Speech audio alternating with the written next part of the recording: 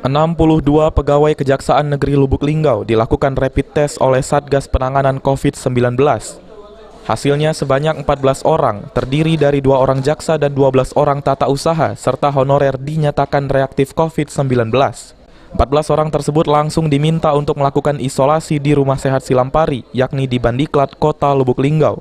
Selain itu, mereka juga menjalani swab test, namun hasilnya masih harus menunggu 3-5 hari ke depan.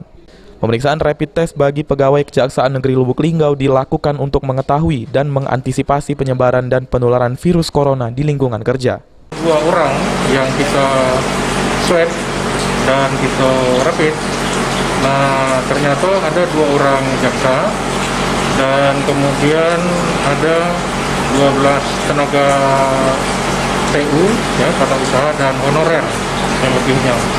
Nah setelah itu dengan kerjasama dengan dari saran Ibu Jen, Dr. Jen tadi ya, nah kita kirim ke Bandiklat karena di Bandiklat itu isolasinya akan lebih bagus lagi.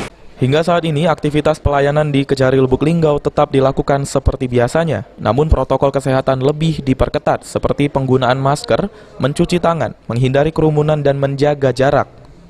Tri Hajariah, PAL TV.